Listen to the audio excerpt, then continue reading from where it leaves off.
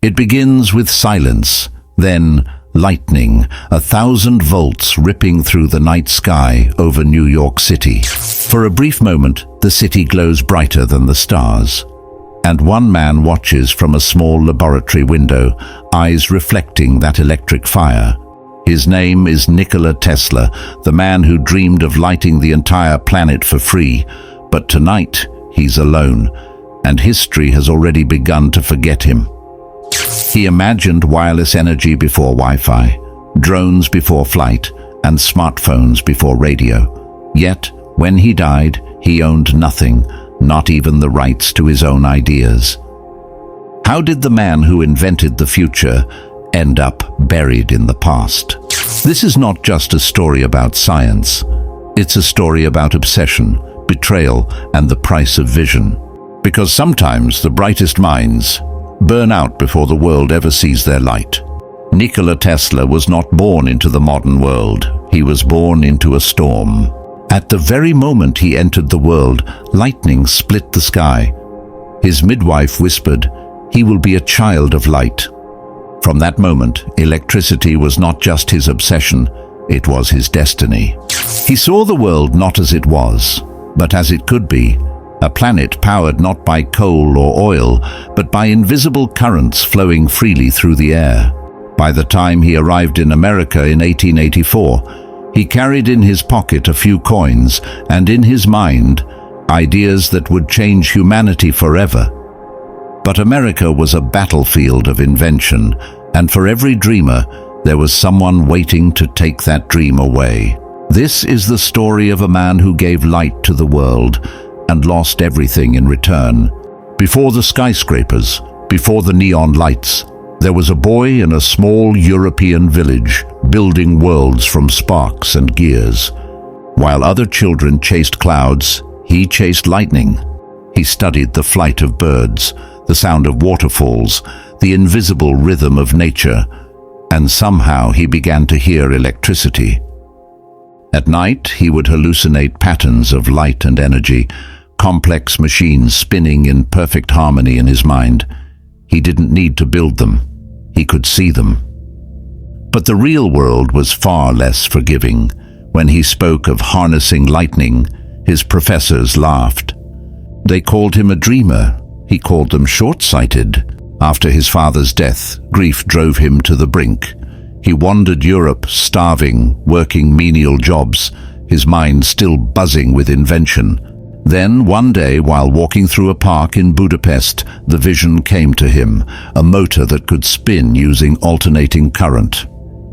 That single idea would electrify the entire world. But first, he needed someone to believe in him. So he set his sights west, to the land where invention was currency, America. When Tesla arrived in New York in 1884, he carried a single letter of recommendation addressed to the most powerful inventor in America, Thomas Edison. Edison was already a legend. His name shone across headlines, his light bulbs illuminating the streets of Manhattan. When Tesla joined Edison's company, it was like lightning meeting fire. Tesla believed in alternating current, a system that could send power across miles. Edison swore by direct current, short range, expensive, and dangerous. It was not a difference of science. It was a war of ideology, control versus freedom, profit versus progress.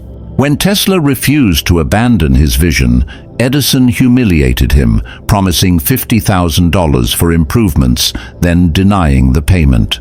Tesla quit. He dug ditches for $2 a day just to survive, but he never stopped dreaming. Then, fate intervened. Entrepreneur George Westinghouse discovered Tesla's AC patents and saw what Edison could not: the future. Together they built a revolution: transformers, turbines, transmission lines, and soon cities began to hum with Tesla's current. But Edison didn't surrender. He launched a smear campaign, electrocuting animals in public to prove AC was deadly. Newspapers called it the War of Currents. In truth, it was a war for the soul of technology. And for a while, Tesla won. When his AC power lit the 1893 World's Fair in Chicago, the night itself bowed to him. In that moment, Nikola Tesla became the most famous scientist in the world. But fame, like electricity, can fade in an instant. At the height of his fame, Tesla was unstoppable, a showman scientist wielding lightning like magic. He spoke of wireless energy, global communication, and machines that could transmit power through the air. People called him insane. But he believed that electricity was not just power, it was freedom. So he built his greatest dream, a tower that could send energy and information to anyone, anywhere, the Wardenclyffe Tower. It rose from the Long Island coast like a cathedral of metal, the world's first prototype for wireless transmission. But to investors like J.P. Morgan, free energy for all was not a dream. It was a threat. Funding stopped, work halted, and Tesla's dream began to crumble. He tried to keep going, to invent, to inspire, to believe. But the world had moved on. As Edison and Westinghouse became legends, Tesla became a ghost. He fed pigeons in Central Park, speaking softly to creatures that didn't mock him. He once said, "My brain is only a receiver. In the universe there is a core from which we obtain knowledge, strength, and inspiration." On January 7, 1943, Nikola Tesla died alone in a New York hotel room. He was 86 years old. He left behind no fortune, no company, only notebooks filled with impossible dreams. Yet decades later, the world would realize that his dreams weren't impossible, they were inevitable. 80 years after his death, the world finally caught up to Nikola Tesla.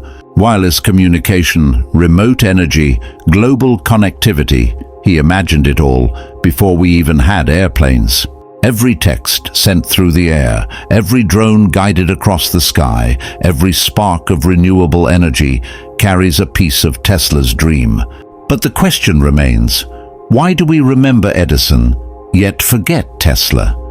Maybe it's because Tesla's story isn't one of victory, but of sacrifice. He gave the world his light, and in doing so, he burned himself out. Yet today, as we power our homes, charge our phones, and stream our lives, we are surrounded by his invisible legacy. Tesla once said, "The present is theirs, the future for which I have really worked is mine." And indeed, the future belongs to him. In the end, Nikola Tesla didn't just invent machines, he invented possibility. He showed humanity what it meant to dream beyond profit, beyond fame, beyond even recognition. Because true genius isn't about owning the light, it's about giving it away. He may have died alone, but his ideas are alive in every circuit, every signal, every spark of modern life. The truth is, Tesla never belonged to his time. He belonged to ours. And maybe one day, when we finally learn to share the light freely, we'll finish what he started. Because the future he imagined wasn't just electric, it was human. And as long as there's light in the world, somewhere, somehow, Nikola Tesla is still here. The untold genius of Nikola Tesla, the man who invented the future, written for the modern world he imagined.